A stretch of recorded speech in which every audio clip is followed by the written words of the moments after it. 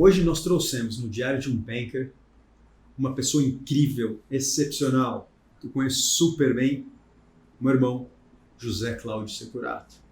Ele é CEO da Exame Educação, que é o resultado da fusão da Sampo Escola de Negócios com o braço de educação da Exame. E nós conversamos sobre o que é empreender no Brasil e falamos muito sobre a dualidade da razão e emoção.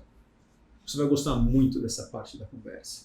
Depois nós evoluímos para falar sobre a carreira do futuro. Afinal, ele é um dos maiores autoridades de educação do Brasil.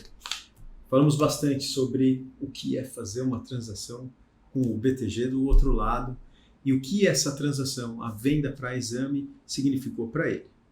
E a gente descobriu o que o José Cláudio faz que não está no LinkedIn dele. Não perca, esse episódio está incrível, você vai gostar bastante.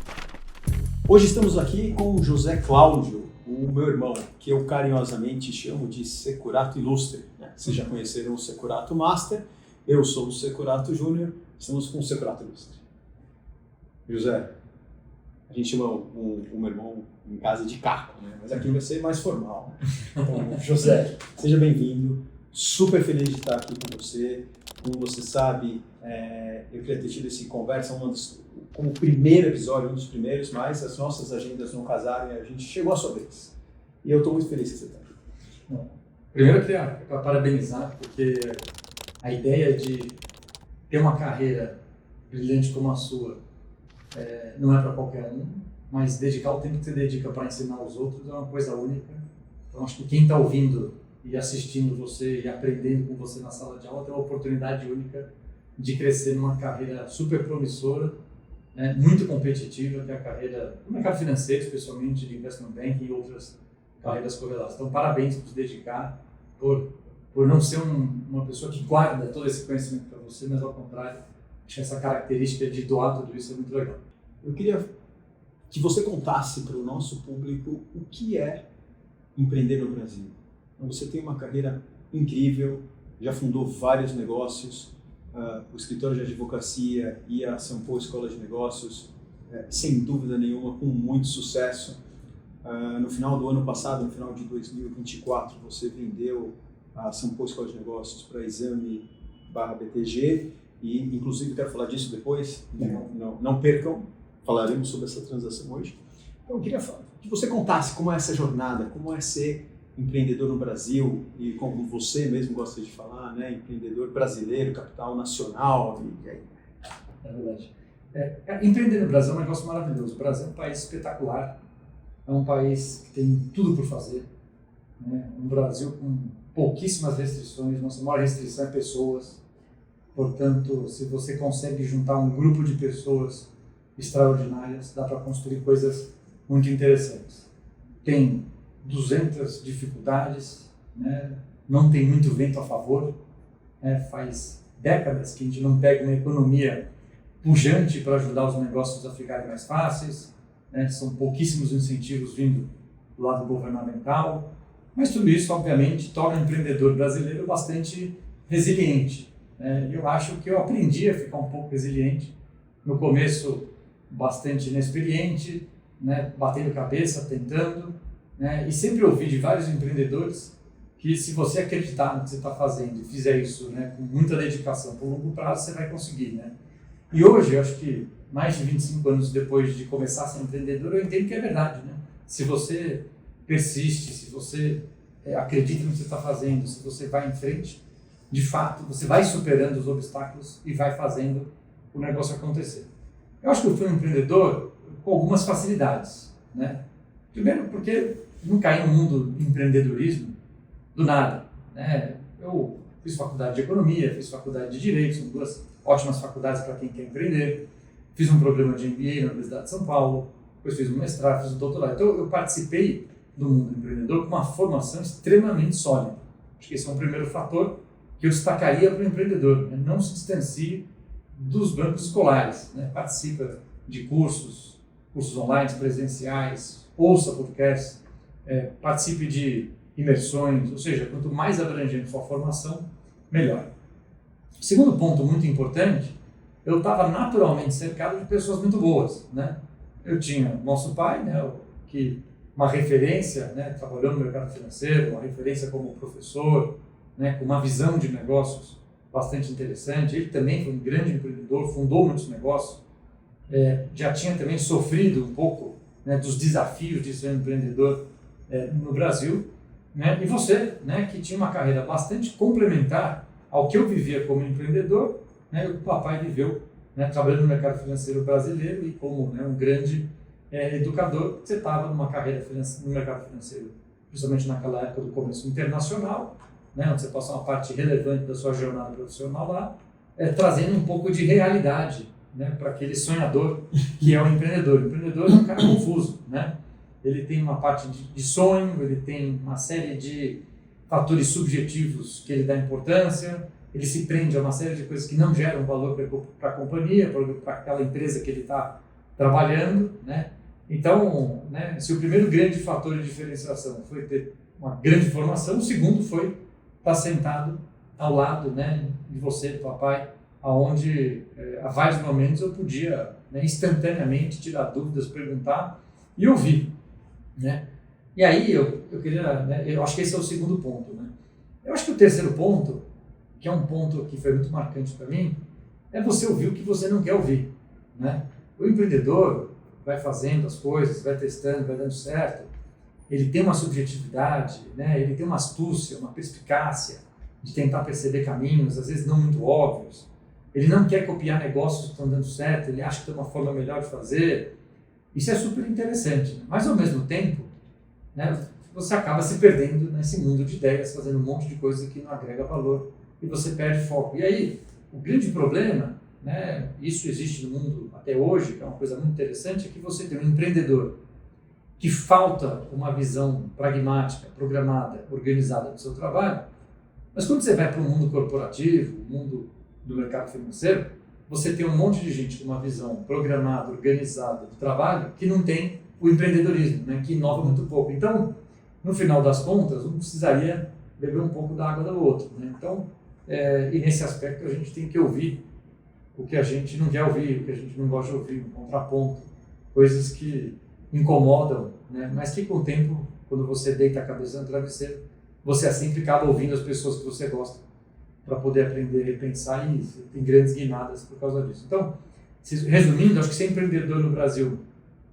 é maravilhoso, muita oportunidade, muito por se fazer no Brasil, um Brasil de muitas demandas, mas é um caminho, né, que ele é muito difícil, ele tem que ter muita resiliência, tem que conseguir se manter no negócio durante um tempo para você conseguir atravessar a arrebentação até você ter um negócio que parou em pé para você ir para outros patamares, né, para você sair de um negócio mínimo e depois estruturando, porque o empreendedorismo são fases, né, conforme a empresa vai crescer. Você trouxe esse binômio, né, do planejamento, da estrutura, da escola de gestão, né, de business management. E o outro lado é o lado empreendedor, é o lado mais intuitivo. Eu queria que você explorasse um pouco esse tema. Então, é uma pergunta um pouco genérica, mas eu acho que eles vão gostar muito desse tópico, né? Como é que o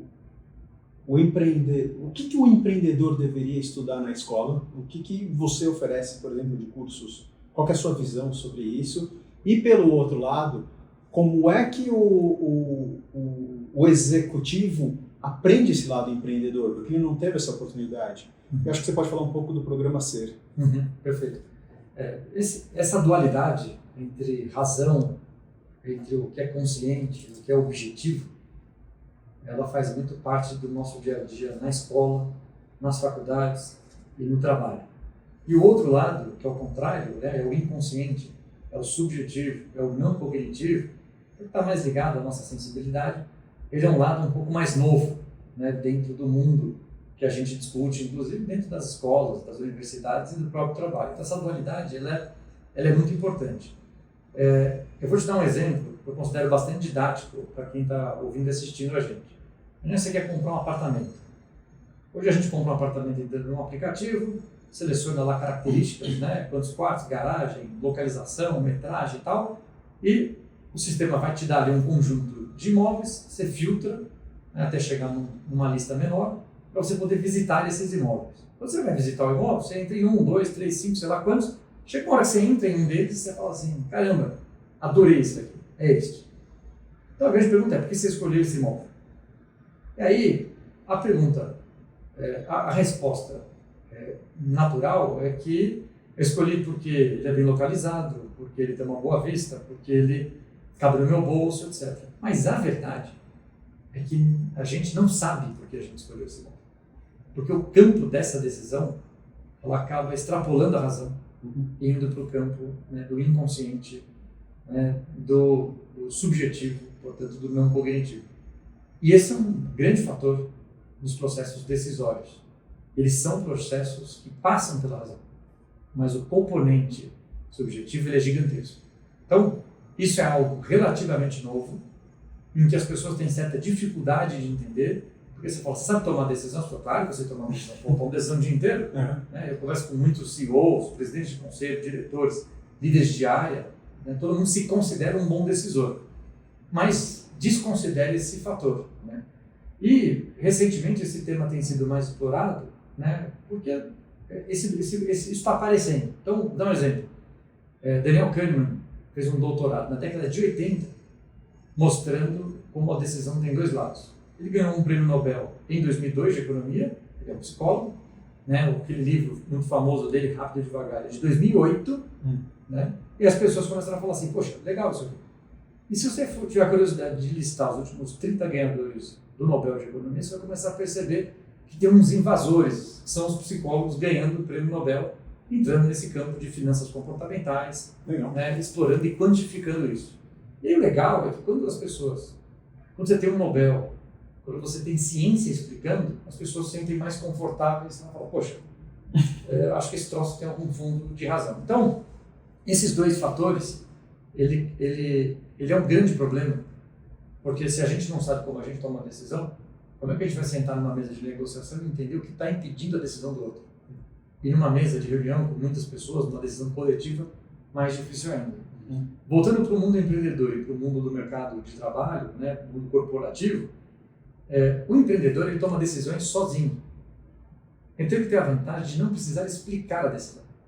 Se fosse só a decisão do apartamento, ele entrou no apartamento, o olho brilhou, gostou, ele fala, bacana, vamos comprar esse apartamento. Quando você vai para o mundo da empresa, você não pode simplesmente falar, bacana, gostei, vamos em frente. Você tem que explicar a sua decisão. E o que acontece, tecnicamente, é que a linguagem da razão, a linguagem escrita é a linguagem oral, a linguagem matemática, a linguagem de signos. Enquanto que a linguagem da intuição, do sentimento, do subjetivo, do inconsciente, é uma linguagem que a gente não codificou. Então a gente não sabe qual é a linguagem. Eu preciso sentir uma coisa. E essa é uma grande distinção. Então, o empreendedor pode seguir seu instinto, né, porque ele não deve satisfações para muita gente. Né? E o executivo, ao contrário, ele deve satisfação pra caramba. Né? E aí ele tem que explicar coisas que não necessariamente ele entendeu porque ele está sendo levado para aquela decisão. Então, eu acho que essa é a grande dualidade. Né? Então, quando você fala, o que o empreendedor precisa? O empreendedor precisa, ele tem que entender sua intuição, mas ele deveria ser um pouco mais profissional para estabelecer parâmetros mais racionais para tomar a decisão. E o executivo, o contrário. Às vezes ele deveria ouvir mais a intuição e se prender menos às razões técnicas para seguir, às vezes, em alguma decisão, porque certamente a melhor combinação entre razão e intuição é o ideal, né? Nenhuma nem a outra. Tá? E você consegue desenvolver a intuição?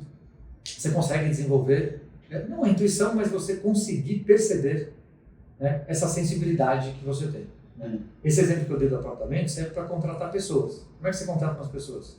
Você põe elementos racionais, X anos de formado, tantos anos de experiência, trabalhou em tal coisa, então, quer quantos quartos, banheiros, tal, mesmo parâmetro racional, aí você faz um shortlist e você tem lá 7 candidatos. Aí você entrevista 1, 2, 3, no meio da entrevista você fala, pô, é esse. Só que você não pode voltar para o RH e falar, pô, o santo bateu, cara, quero contratar essa pessoa, né? Mas o empreendedor pode.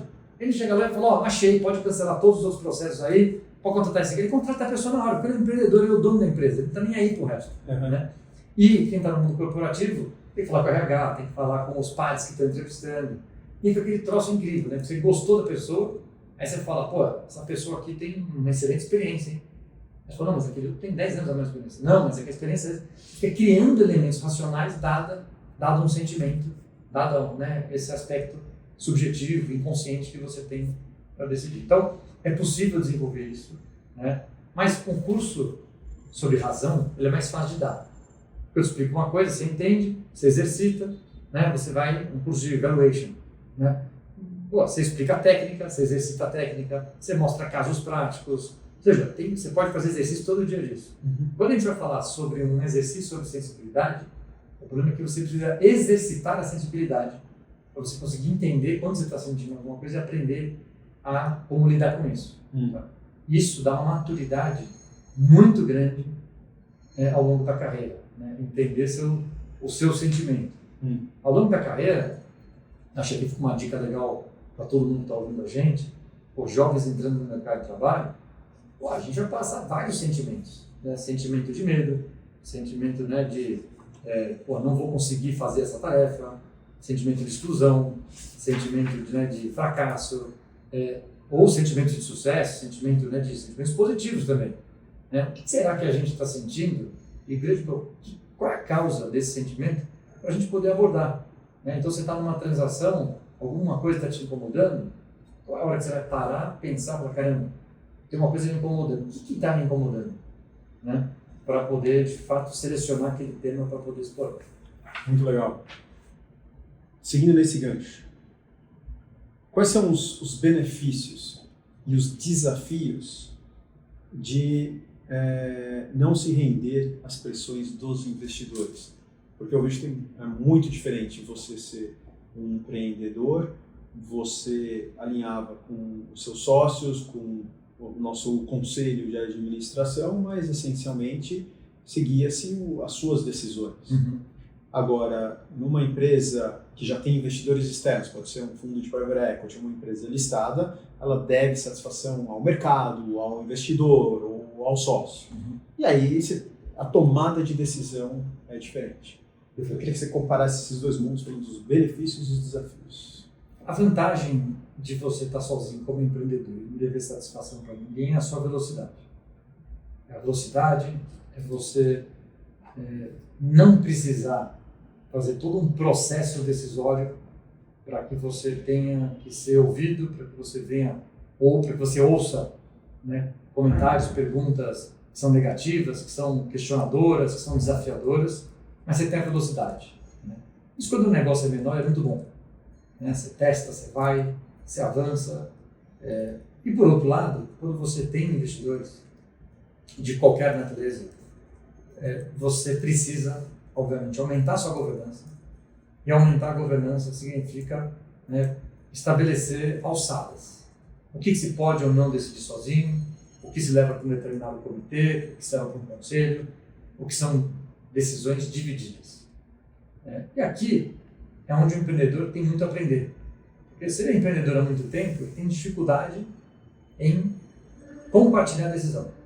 E mais do que isso, compartilhar decisão de o que passou por trás da decisão. Ele não compartilha nada, está acostumado a trabalhar sozinho. Né? Mesmo que ele tenha sócios, né, que acompanham ele ao longo desse processo, existe naturalmente um processo de acomodação dos sócios. Porque alguém que é sócio do outro há 10 anos, já sabe trabalhar com o outro, e as tarefas vão mais ou menos se dividindo. Então é mais ou menos assim, você toma conta de tal coisa, você toma conta de outro, eu tomo conta de outro, então você já sabe que nessa alçada, acho que se a pessoa mais experiente que você falou está falada. Então continua sem grandes explicações. Eu lembro muito do escritório de advocacia, eu fundei em 2003 o escritório de advocacia, mais dois sócios originalmente, éramos em 3. Houve essa acomodação. Cada um fazia uma parte, todo mundo falava, não, isso aqui, você é muito melhor, toca aí, etc. Então, é bom ter sócio, você acomoda um pouco das tarefas, né? Não necessariamente existe esse contraditório, esse questionamento, que obviamente quando você traz alguém de fora, como um investidor de qualquer natureza, vai te fazer. Porque o investidor, ele obviamente está colocando dinheiro, e esse cálculo, fazer o investimento, é um pacote, né, de vivência e informações da empresa que ele quer ter. Ele não quer ter só informações da empresa. Ele quer ter informações mais complexas, mais detalhadas, Ele não quer simplesmente receber alguns relatórios financeiros. Ele quer entender em mais detalhes. Então, eu acho que, se um dá velocidade, quando você vai para o mundo do investidor, você ganha qualidade da decisão. Porque você é muito mais questionado, você é muito mais colocado à prova. E, obviamente, nos dois lados você vai pecar. Talvez, como empreendedor sozinho, pecar por tomar muitas decisões, muito rápido, sem necessariamente prová-las, comprová-las, testá-las. E aqui desse lado, o grande problema é que às vezes a gente toma poucas decisões, porque as decisões são mais morosas, são mais testadas, elas são mais levadas à prova no limite. Então, acho que essas são um pouco dos dois lados. E você acha que esses dois modelos, eles acabam impactando no horizonte de tomada de decisão? Porque olhando de fora, eu tenho a impressão que o empreendedor, ele consegue acomodar decisões, investimentos, projetos de um prazo mais longo, que o resultado não é tão imediato, mas num plano estratégico mais complexo, enquanto aqueles empreendedores, ou CEOs, ou C-levels, que têm que dar satisfação para o mercado, é um mercado muito mais impaciente, mais imediatista, e ele tem que pensar no resultado do trimestre, no resultado do ano, e é mais difícil vender um projeto que vai dar resultado em 3, 4, 5, 10 anos. Perfeito. O ideal era ter um processo intermediário, né? Porque o empreendedor, ele também ele mistura um pouco de uma ambição de longo prazo com um pouco do que é um sonho. E isso é positivo, porque é o que dá força para ele testar, colocar seu capital à prova, colocar seu trabalho, ser teimoso no lado positivo de testar alguma coisa no limite, tal, etc. Mas, ao mesmo tempo, esse longo prazo, ele às vezes nunca chega. Né? E o sucesso de longo prazo, no final das contas, é um conjunto de sucessos de curto. Então, por outro lado, quando você vai para o mundo corporativo, a essência é que você precisa ter sucesso a curto prazo e um dia a gente olha o longo prazo. Né? Então, dependendo da natureza do negócio, né, o curto prazo ele vai te favorecer menos, no sentido de ele vai obrigar você a limitar um pouco o seu campo de atuação, limitar um pouco os seus projetos. Né? Mas hoje eu estou bastante convencido que, mesmo que você tenha uma visão, né, você empreendedor, tem uma visão de longo prazo, um grande sonho, a ideia é estabelecer metas de curto prazo bastante tangíveis, né, e menos colossais. O empreendedor ele é sempre muito, né, ele sempre tem ideias muito grandiosas, né, que passa daquele processo do sonho. Elas não está tão longe que você não consegue nem medir. Né? O empreendedor ele não faz um backtest para falar assim, o que eu sonhei há 10 anos atrás versus quanto eu estou hoje. Porque há 10 anos atrás ele falou, não, eu vou fazer isso, porque em 10 anos você não vai acreditar onde eu vou estar. Ele não faz esse acompanhamento, porque a cada ano ele renova, ele recalcula a rota. Ele passa a vida recalculando rota, atrás de um sonho que ele está construindo, e que já mudou 10 vezes, ele não sabe, não é o mesmo sonho. O que não tem nenhum problema, desde que ele junte o lado aqui mais pé no chão do mundo corporativo e tenha sucessos de curto prazo. Eu acho que esse é um ponto importante. Achei maravilhoso. Eu ia perguntar para você qual a recomendação que você dá para um empreendedor que está nos ouvindo, mas você já deu várias. Já não tem muita coisa. Legal. Então dá uma recomendação para o executivo, para o C-level, para o CEO, para o CFO, ou até para um membro do conselho de administração. O que ele não pode perder? Acho que, pegando essa dualidade aqui entre executivo e empreendedor, quando você tem um executivo ou um conselheiro que lida com o empreendedor, ele não pode perder um pouco dessa sagacidade, um pouco desse lado intuitivo que o empreendedor tem, porque ele está enxergando um negócio que o executivo não está enxergando. A junção da visão de negócio do empreendedor com o profissionalismo e o capital no mundo corporativo, ela é muito poderosa. Mas a gente tem que entender que cada um enxerga uma coisa. Esse negócio de cada um enxerga uma coisa é uma coisa muito profunda, é uma coisa que eu tenho visto muito. Né? A dificuldade que as pessoas têm de conviver por enxergarem coisas diferentes. Então, abrindo um parênteses nisso, é assim, como é que duas pessoas podem discutir um tema o grau de certeza de ambas extremamente elevado e discordar de forma oposta. Né? E isso vale quando você discute conflito no Oriente Médio, quando você discute política no Brasil, né? Quando política nos Estados Unidos, ou seja, de forma geral, temas mais sensíveis, as pessoas, elas, de fato, constroem visões muito diferentes. Vem cá, se você está gostando dessa conversa, não esquece de dar um like lá embaixo. Ajuda a gente a chegar a mais pessoas, impactar mais gente. Obrigado. Queria falar agora sobre carreira. Legal. Você é um notório especialista em educação, à frente hoje da Exame Educação, e acho que uma das suas principais atribuições é pensar sobre carreira, sobre treinamento, sobre o mercado de trabalho e imaginar o que os profissionais do futuro precisam fazer, precisam estudar, precisam se tornar. Eu queria que você compartilhasse a sua visão de carreira no futuro. O futuro já chegou, né? Perfeito. Eu acho que o primeiro grande ponto, quando a gente olha a carreira, e quem está mais no início da carreira olhando a gente, mas ouvindo e olhando, mas quem também já está com 30, 40, 50 anos, que vai reinventar a carreira em algum momento, acho que o primeiro grande ponto é entender que, como o mundo tem uma velocidade de mudança muito rápida, é muito difícil você pensar o que você pode aprender, dado que você não consegue projetar ou prever o mundo. Então, no mundo não possível de ser previsto, surge a capacidade de aprender a todo momento. E aqui, que o nome em inglês é o Lifelong Learning, né? Surge a ideia da recapacitação, né? Que em inglês é o Reskilling, que a ideia central, independente desses nomes, é a gente pensar na autonomia do aprendizado. Ou seja, eu vou aprender o que eu quiser aprender, quando eu quiser aprender, a hora que eu quiser aprender, por que eu quero aprender. Então, de novo, se eu tenho um mundo que é totalmente programado, previsível, eu posso me programar para um aprendizado de longo prazo. Mas a gente vive o contrário. Então, a ideia de aprendizado a qualquer momento, a qualquer hora, sob qualquer circunstância, é o grande processo que eu acho que as pessoas deveriam ter em mente para ajudar a contribuir na sua carreira. Esse é o primeiro ponto. O segundo ponto, que eu acho que é muito relevante, é que hoje o Fórum Econômico Mundial, que é a melhor fonte de estudos para trabalhos do futuro, carreira, etc., ela tem falado muito sobre a quantidade de pessoas que precisam se recapacitar. O mundo tem 8 bilhões de pessoas, provavelmente 4 bilhões de pessoas em idade de trabalho, mas tem as crianças, as pessoas que não estão mais trabalhando. Então, estima-se que 4 bilhões de pessoas precisam se recapacitar, o que é um número dramático.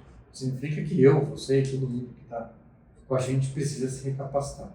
E essa não é uma noção clara.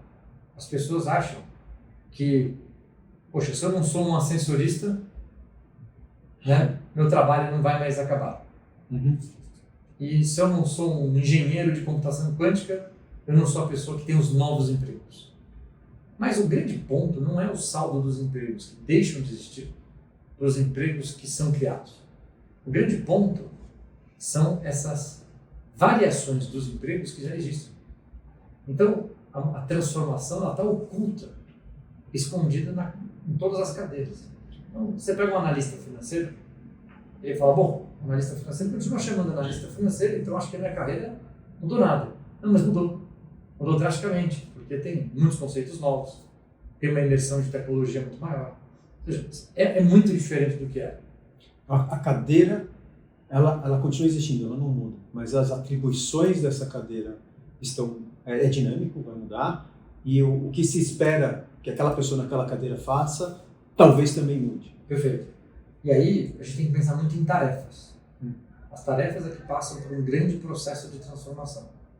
Então, quando a gente pensa as tarefas que a gente faz todo dia, o grande ponto é que uma parte relevante a gente não vai mais fazer.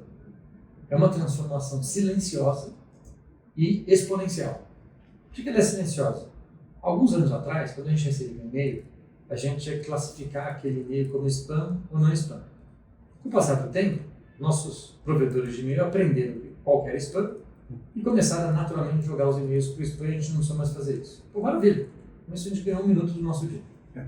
1 minuto não é nada, mas quando você começa a acrescentar isso em várias camadas ao longo do nosso dia, diversos aplicativos, softwares, a empresa e a vida nós usamos diariamente, a gente começa a ganhar um conjunto de minutos e rapidamente 1 hora do dia.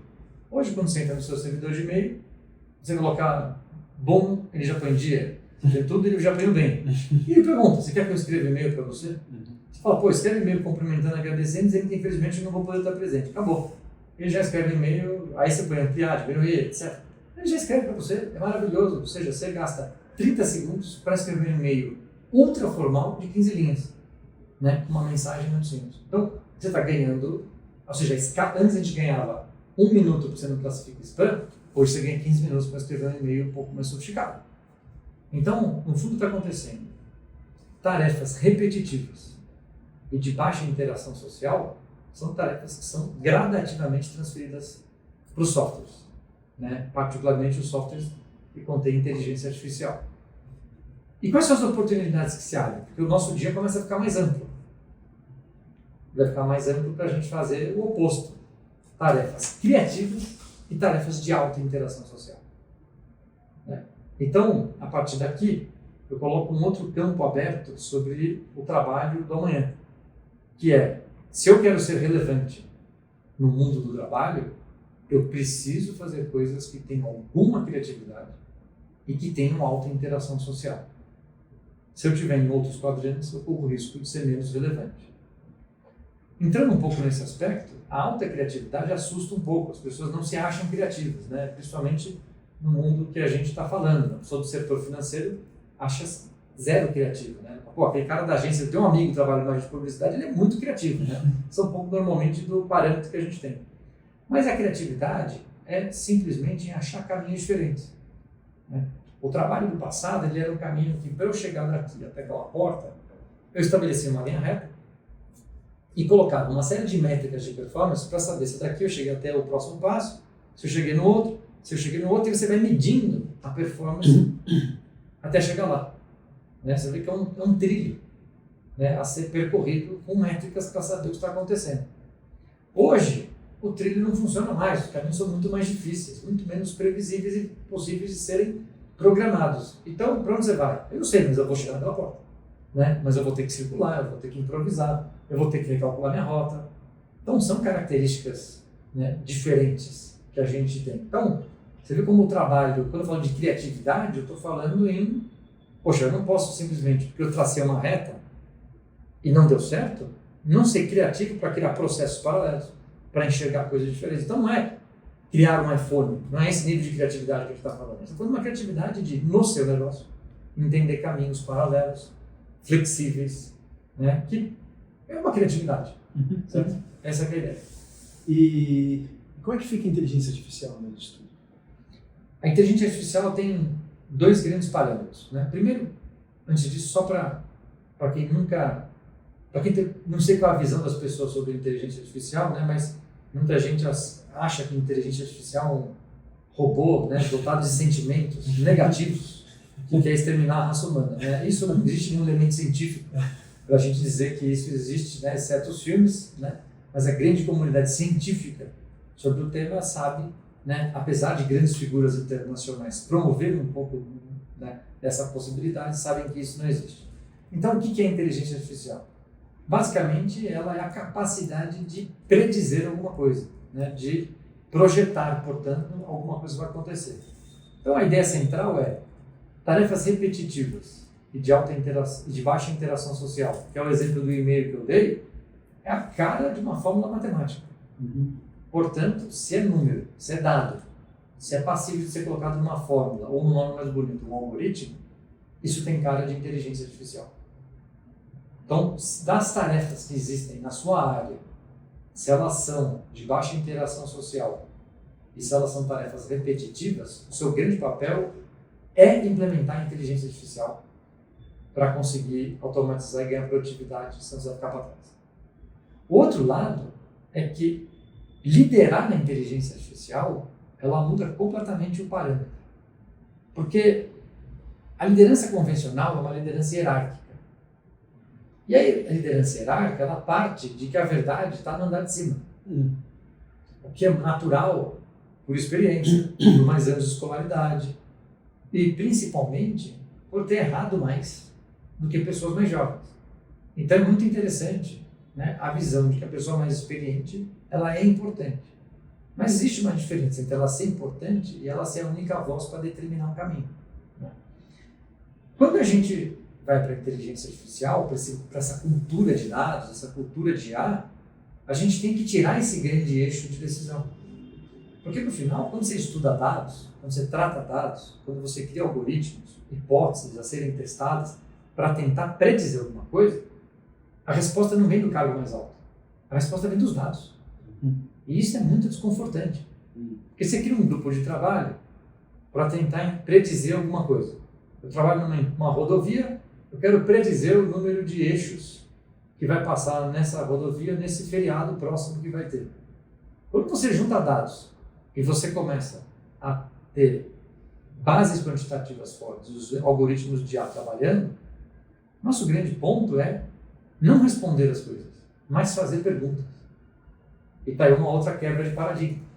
Historicamente, o executivo é pago para responder, né, e para acertar.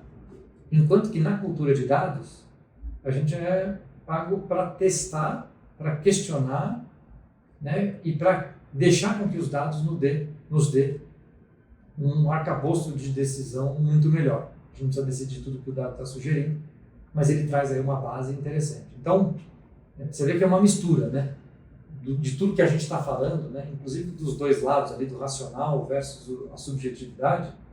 A gente tem que conseguir fazer um grupo que trabalhe em conjunto, fazendo boas questões, passar o poder para o dado decidir. Isso tem impactos muito fortes, como eu estou comentando. Né? O poder é um deles. Né? O poder dentro da organização, ele é um dos principais elementos destruidores de valor.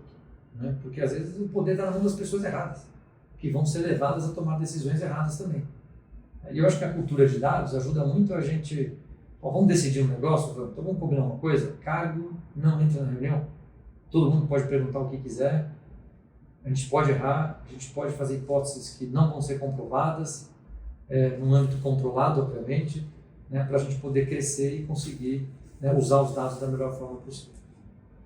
Quanto que você concorda com a afirmação, você não vai perder seu emprego para IA, você vai perder seu emprego para um ser humano que sabe usar IA? Eu acho que eu concordo 100%. A IA ela vai dar um nível de produtividade muito grande. Então vamos separar a IA em duas coisas. Uma coisa é você conseguir entender uma base de dados, né, ou seja, uma arquitetura de dados. Ou seja, de onde vêm os dados de uma empresa, de um setor, de um produto. Como é que eu entendo essa base? Depois, como é que eu consigo organizar essa base de dados para conseguir usar esses dados? A gente chama de higienização dos dados. Seria uma planilha Excel bonitinha, bem feita, né, sem dados em branco, uma planilha onde, se eu colocasse ali uma função matemática ou estatística, ela rodasse. Depois, como é que a partir desses dados eu faço perguntas de negócio para conseguir extrair valor desses dados? Que no começo nada mais é do que uma estatística descritiva, pode evoluir para estatísticas mais sofisticadas até chegar em modelos preditivos, né, em modelos de aprendizado de máquina, que são muito mais sofisticados. Então, isso é uma IA. Essa é a IA da Amazon, que todo mundo conhece, que está aí há 30 anos, né, fazendo as melhores recomendações de livro.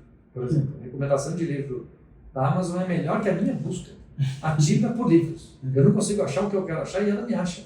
Me sugere livros, porque eu compro muitos anos livros lá. Eu tenho o mesmo sentido. Então é muito interessante esse pedaço. A outra são pequenas aplicações. Então, são os chat GPTs e sua turma, né? Todas as variações disso. As pessoas acham que IA é só isso, né? Quando na verdade IA não é só isso. Isso aqui é uma aplicação, né? Ou seja, houve toda uma facilitação pela evolução computacional para a gente poder ter essas aplicações. Então, o que há 30 anos atrás, quem dominasse macros, VBA, né, no mundo banker, né, mas apresentações maravilhosas em PowerPoint para quem tem outros mundos. Ou seja, os softwares, as aplicações eram outras. E hoje, as aplicações são gigantescas, multifacetadas, e elas trazem uns resultados brilhantes com uma economia de tempo dramática. Né? Então, o mundo do passado era ou você sabe o pacote Office, ou você também não tinha muito o que saber, né? E hoje você tem, né, 50 aplicações de IA tranquilamente você poderia usar no seu dia a dia, onde você ganha muita produtividade para fazer coisas. Então, existe hoje uma primeira visão que é: eu preciso saber dessas aplicações para não demorar 40 minutos para fazer uma apresentação dentro de um comitê. Essa apresentação tem que ser instantânea. Né? E eu só consigo aplicar um conteúdo numa aplicação de IA que faz apresentações se eu souber como ela funciona. E existe um outro lado que é conseguir extrair valor de dados. Então, eu acho que um profissional agora que quiser ser relevante, para o lado de aplicações para o dia a dia, é fuçar. Né? Então, a gente lá na Exame Educação na São Paulo, a gente tem um negócio que a gente chama de toolbox de IA, que são dezenas de aplicações de IA com descrições, né? Você colocar lá toolbox de exame, você vai achar, e é gratuito, você pode usar, e é espetacular. Aí você vai testando e vai aprendendo, eu uso, como qualquer software. Então, eu busco lá no exame, toolbox de IA. E aí tem vários aplicativos que são baseados em IA, a descrição, e aí eu posso usar o aplicativo. Aí você baixa o aplicativo e tem dicas lá de como usar, para que serve. Esse serve para apresentação, esse serve para resumos, esse serve para tais coisas. Então tem meio que prós e contras ali de cada um. Maravilhoso. Isso é super prático e com curadoria, que é muito bom. Por outro lado, que é o negócio de dados, você fala, tá bom, quero ser relevante em dados. Então o mais importante, né, é aprender estatística, coisa de matemática é bom, estatística, econometria, ou seja, termos que são ligados, as pessoas no geral não gostam disso. Né? Todo mundo já fez uma matéria de estatística na vida, não entendeu nada, passou na faculdade e acha que não vai usar isso para nada, mas é uma das matérias mais relevantes hoje, sem sombra de dúvida, de qualquer programa de graduação. Né? Estudo em estatística. E outra coisa importante é aprender algum software para lidar com grandes bases de dados, que o Excel não vai te resolver mais. Então você vai ter que aprender a programar em Python, em R, usar um SQL, onde você consegue tanto armazenar e gerir bases de dados, quanto conseguir fazer tratamentos para criar essas hipóteses. Maravilhoso. Está gostando da discussão? Quer saber mais? Você já visitou o site www.bankersacademy.com.br? Lá tem muita coisa sobre uma carreira no mercado financeiro, como participar dos processos seletivos e sobre as atividades, sobre conhecimento, sobre cases. Confira, esse site pode fazer bastante diferença na sua jornada no mercado financeiro. O povo quer saber da transação que você fez com o exame BTG. Me fala, vamos começar do final. Legal. Você está feliz? Muito feliz. É uma mudança que passa por um pouco do que eu comentei aqui, né, de um empreendedor que carregou a empresa por 22 anos, apoiado, né, pela sua família, né, como eu já comentei, mas não só você, o papai, mas a família como um todo, mas que muita liberdade, né, onde eu pude seguir minha intuição durante vários momentos e fazendo coisas que deram muito errado e fazendo coisas extraordinárias. Né? Isso que eu estou explicando entre esses dois mundos, o mundo da razão e o mundo do sensível, o mundo do subjetivo, é um programa que a gente criou, um programa para CEOs que chama SER, né? Que é um dos programas mais icônicos que a São Paulo fez, mas que eu duvido que alguém aprovaria isso, né? Se a gente fosse olhar dentro de um comitê, né? Porque é um programa de filosofia, sociologia, psicanálise, neurociência, teoria do caos, são temas um pouco distantes no mundo corporativo, né? Por que alguém vai querer aprender isso, né? Então, mas eu passei muito por tudo que eu descrevi, então estou bastante feliz. É um grupo que tem coisas muito legais, como meritocracia, é um grupo que tem muito capital, muito apetite para o investimento, mas é um grupo que tem uma visão de longo prazo, né? E particularmente em educação isso é importante, porque gerar resultado no curto prazo você gera abrindo mão de alguns aspectos de qualidade.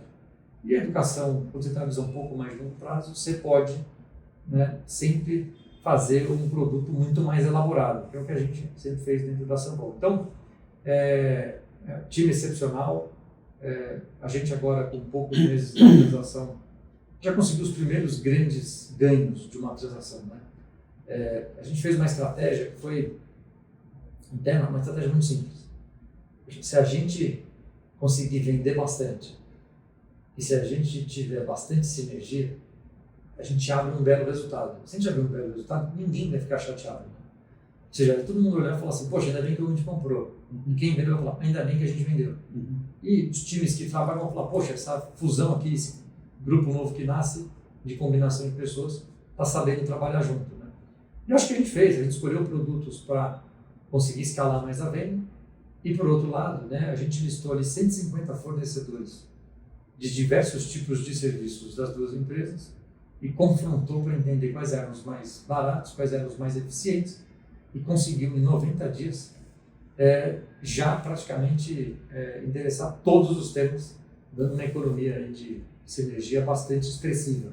Né? A gente não teve uma meta de sinergia de pessoas tão ambiciosa, porque os negócios eram muito complementares, então a sinergia veio muito de operação mesmo, né, de fornecedores. Então, esse foi um pouco. Então, estou bastante feliz com os resultados que a gente tem até agora. Essa está nos primeiros 4 meses da operação. Então. Perfeito. Mas eu acho que é um pouco cedo para a gente ter as grandes lições aprendidas ou não. Mas talvez você já tenha uma ideia do que, qual foi uma boa surpresa, algo que aconteceu que você não esperava. Acho que a velocidade do grupo e o nível de confiança, né, nos executivos que originalmente vieram de São Paulo são pontos a destacar.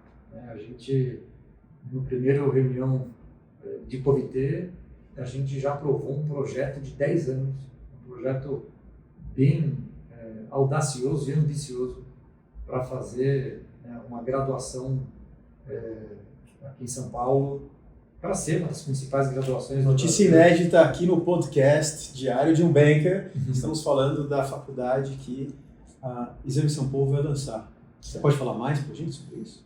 Assim, de forma geral, a gente espera anunciar até em alguns meses, mas eu acho que o principal é entrar no tema de negócios, né, administração e variações disso, com um programa bem diferente, né, um programa num território muito exigente, né, lá em cima, em termos de exigência, para trazer jovens que querem, de fato, estar em outro patamar, né, quando pensa na carreira em negócios, desde empreendedorismo até o setor financeiro, que eu acho que é o grande DNA desse grande grupo. Né?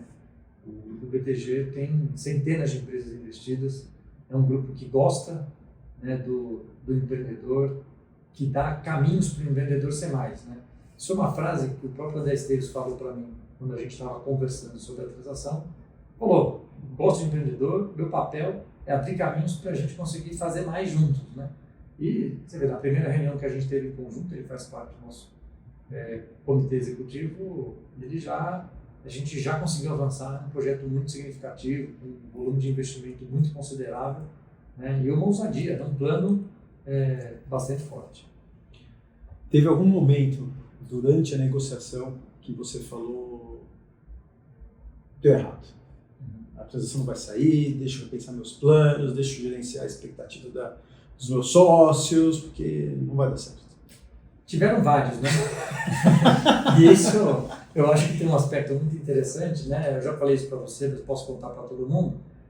Quando a gente estava trabalhando, a transação demorou 1 ano e meio, né, entre você começar as conversas e de fato entrar na negociação, mas eu acho que você me deu alguns conselhos ao longo dessa jornada, né, e o conselho mais relevante para mim é que o M&A não é Merger and Acquisition, né, é Misery and Agony, porque é um período muito, ele é frustrante, né, ele é muito incerto, ele é um período onde você tem múltiplas agendas, né? O M&A, ele não é, a gente não tem um M&A, nós temos vários M&As, né? Um M&A, o primeiro M&A que existe é você com você mesmo, né? Eu quero vender, não quero vender. Eu quero vender a que preço, Eu quero vender em qual condição? Né? São variáveis que você não sabe responder. Né? E até entendendo um pouco aquele aspecto do racional com o aspecto do subjetivo, você fala, não, se for tal preço, eu vendo. Né? O preço é um elemento importante, obviamente, da transação. Mas não é ele que faz a transação acontecer. Exato. Eu sempre falo, preço, termos e condições. Perfeito. Porque os termos e condições é um pouco do que vai acontecer, né, depois da festa do casamento. Né? Planejar a festa do casamento é legal, mas planejar o casamento, né, é mais relevante. Né? Então, eu acho que sim, teve pontos importantes onde, de fato, a gente acabou ali em ruas sem saídas. Eu acho que é natural de qualquer transação. Mas acho que houve muita maturidade, né, dos dois lados. A gente estava muito certo em fazer a transação. A gente fez coisas muito importantes que derivou de uma confiança mútua dos dois lados. Eu acho que, por exemplo, a gente fez um plano de integração 4 meses antes da transação ser assinada. O que favoreceu muito a aceleração da implementação. Né? Apesar das grandes discussões jurídicas, que também são muito naturais, a gente se manteve paralelo para de vez em quando colocar a cabeça para fora e entender a relevância verdadeira de cada ponto. Então foi uma transação difícil, né? Certamente com os grupos mais relevantes do Brasil, que não é só um grupo relevante, é um grupo, né, que tem uma área de M&A bastante sofisticada, né, extremamente experiente, e que obviamente exigiu de todo mundo o máximo aí de performance, né, porque você tem que fazer o M&A, você tem que continuar tocando a companhia, como eu estava comentando, são vários M&As, depois do M&A com você tem um M&A com seus sócios, depois você tem um M&A com seus colaboradores, você tem um M&A com um conjunto de pessoas que estão ao redor da empresa, né, e administrar todas as emoções de todo mundo é sempre muito importante, né? E só juntando um negócio que eu falei no começo, uma coisa que eu trabalhei muito no time, né, quando chega um momento você precisa comunicar isso, né, não só para os executivos principais, mas para uma liderança mais expandida. Uhum. E essa liderança mais expandida, ela não necessariamente tem maturidade para lidar com uma frase do tipo, né, estamos sendo vendidos. Uhum. Isso pode gerar pânico, isso pode gerar um conjunto de desconforto muito grande, né? Até porque quando a gente fala, né, estamos no M&A, de novo, cada um está enxergando uma coisa, né? Então eu estava vendo a caravela. Será que as pessoas estavam vendo a caravela? Então um papel importante do M&A, ao envolver as pessoas, é transparência, contar os lados positivos, verdadeiramente, sem exagerar, né? O empreendedor, ele exagera um pouco. Nesse momento não é o momento de exagerar. Mostrar os lados reais de risco, de adaptação, eles vão acontecer. Nem a gente é capaz de prever o que vai acontecer nesse aspecto. Então, acho que tem coisas aí relevantes que precisam ser compartilhadas para todo mundo estar no mesmo barco. Última pergunta nesse tema. Já caiu a ficha? Porque você ficou lá negociando e deu errado, e volta para a mesa, e vai, explica, compartilha, plano de integração, assina, o dinheiro entra na conta, e aí você que celebra, e aí já vai pedalar e correr. Você conseguiu até tirar umas pequenas férias para começar fresh. Já caiu a ficha que você vendeu? Eu não sei responder se já caiu a ficha, né? Eu ainda me sinto dono, não só da Sampo, como da Exame. Né? Então, é um sentimento, né? Eu de fato tenho cabeça de dono. Né? Eu sou o cara que anda no escritório e vejo uma coisa quebrada, tiro foto e mando para o Facilities. Né? Tem um papel no chão, eu pego e jogo no lixo. Uhum. Né? Alguém precisa de ajuda na recepção que não foi atendida, eu vou lá e atendo a pessoa. Né? Então eu continuo tendo cabeça de dono. Né? O que eu acho que é uma cultura extremamente positiva, mesmo sem ser o dono. Né? Então, talvez no meu racional, eu já disse para mim mesmo que eu não sou mais dono, né? O dinheiro já caiu na conta, os grandes momentos já aconteceram nesse aspecto, né?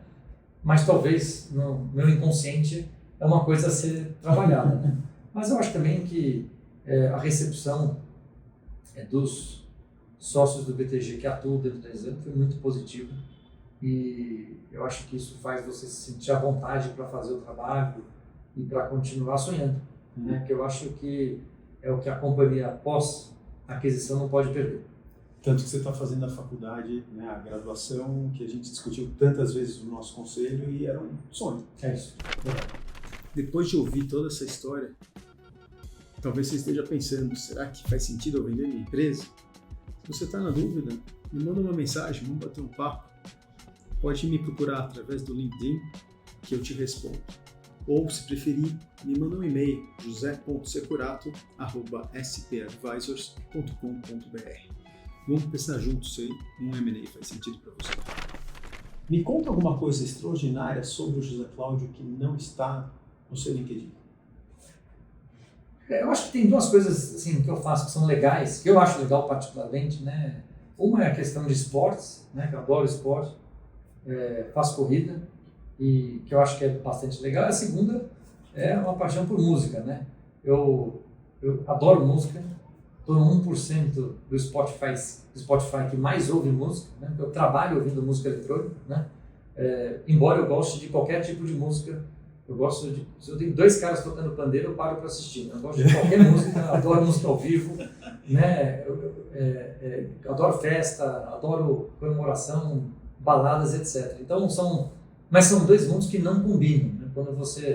O esporte é muito legal, corrida, né? Altas distâncias, né? A gente fez junto 2 corridas já. 2 Augusos. 2 Augusos, então 2 ultramaratonas em conjunto. Pô, que é altíssima dedicação, alimentação, físio, treinos, né, de 3 horas de treino durante 3 dias consecutivos, musculação, um treinamento mental, né, brutal. Então esse é um aspecto, né? Que obviamente você tem que dormir cedo, né? Pô, o bom é que você não beba durante esse período, ou beba muito pouco, né? E que acorde muito cedo, né? Que não combina com o outro lado, que é o lado festa, né? Onde, né? Além de gostar muito de música, né, de tocar instrumentos, nós 2 tocamos, né, o papai e a mamãe sempre, entre aspas, obrigaram a gente a fazer música, que foi um grande presente, né, gostaram de tudo, acho que mais de 10 anos de música. Mas o que eu acho legal é que depois disso eu acabei virando DJ também, né, que eu acho que é o ponto mais bacana. Já toquei em algumas festas grandes, já passei aí... É o DJ Caco? É o DJ Caco, né? É o nome artístico? Porque DJ não combina, né, DJ José Cláudio, ninguém ouve, né? Mas o mais legal foi o dia que eu toquei numa festa corporativa para 250 pessoas. O pessoal, pô, não sabia desse seu lado e tal, né? E aí meu apelido virou DJ Superman, né? Porque do Clark Kent, do personagem, né? Sai o DJ por trás da camisa, né? Que é muito legal, né? Depois você dá o seu telefone e a gente artístico, o pessoal te contratar. E o mais legal, né? É você tocar em festa de amigos, né? Então, que é o que eu tenho feito aí, embora de vez em quando a gente organiza alguma festa, alguma coisa, mas é muito legal, ajuda muito para distrair como hobby. Chegamos à última pergunta, e a pergunta foi deixada pelo convidado anterior. A pergunta que deixaram para você, e eu preciso compartilhar contigo que essa pessoa não sabia quem era o próximo candidato. Legal.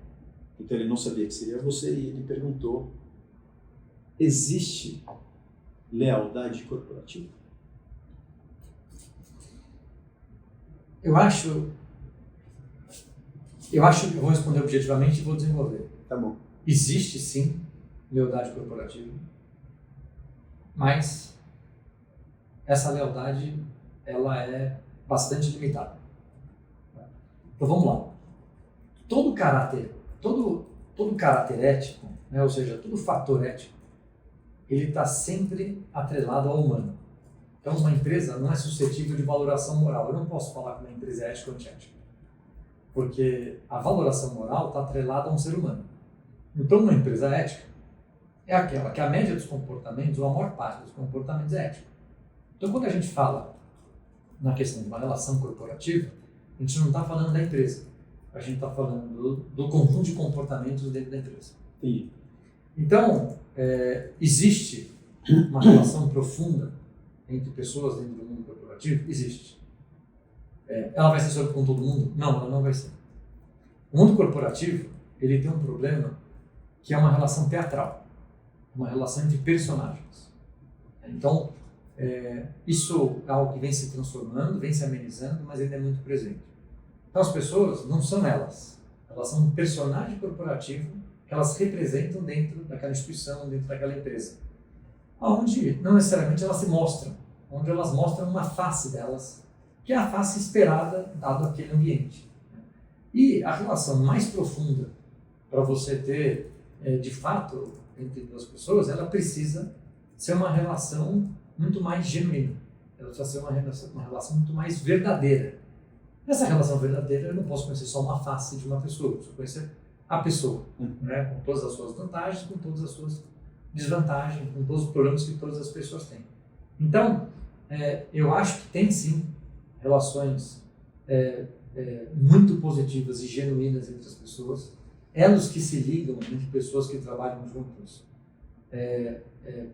para criar força suficiente para ter um grau de transparência e sinceridade, mas ela é em muito pouca escala. Entendi. Tá bom. Muito obrigado. Isso aí. Foi um prazer ter você aqui. Prazer Sair do nosso, meu cara. protocolo, eu vou dar um beijo, meu irmão. Aí. Normalmente eu não beijo meus convidados, né, gente? Muito bom. Foi muito bom ter você aqui, um papo incrível. Você já está intimado para voltar aqui. Fechado. Quando você puder falar mais da faculdade, porque eu acho que o mercado precisa de uma releitura da faculdade, especialmente voltada para negócios no Brasil, e vindo de uma instituição com a qualidade da São Paulo, o conteúdo da Exame, e vamos ser, né, realistas aqui, o dinheiro do BTG não tem como ser uma coisa incrível. Parabéns. Legal. Obrigado. Uma honra estar aqui com você. Eu queria que você se apresentasse para o nosso público. Quem é o José Cláudio Securato? Vamos lá. Bom, meu nome é José Cláudio Securato. As pessoas me chamam de Securato quando elas não conhecem nenhum Securato, né? Quando elas conhecem um dos outros dois Securatos, ou você ou o papai, elas começam às vezes me chamar de, né, variações disso, mas José Cláudio. Na escola eu era o Zé, né? E por você também chamar José, às vezes eu era o Zezinho quando as pessoas te conheciam. Mas tem um nome único que é o Caco, né? Que é o apelido, né? Mas que muita gente, principalmente no mundo de trabalho, não conhece. Então, no final das contas, Caco, Zé Cláudio, Securato, você pode chamar de todos que eu olho, né? E o marido da Cláudia, o pai do Antônio. Exatamente, a minha esposa nasceu na Cláudia, eu sou Cláudio, né? Então também tem essas coincidências, né? Mas eu sou casado com a Cláudia, tenho 3 filhos, Antônio Vicente Helena, Antônio 11, Vicente Helena quase 10, sou formado em Economia, Direito, tive uma carreira muito voltada para a educação, no final das contas, mas fundei o escritório de advocacia, participei da Bolha.com, né, de 20, 25 anos atrás, adoro música, enfim, gosto muito de ler, não gosto tanto de estudar, gosto mais de aprender do que de estudar, mas acho que esse é um pouco, assim, visão geral, né, que é o Zé Cláudio, o Securato ou o Caco, né, esses são um pouco de mim.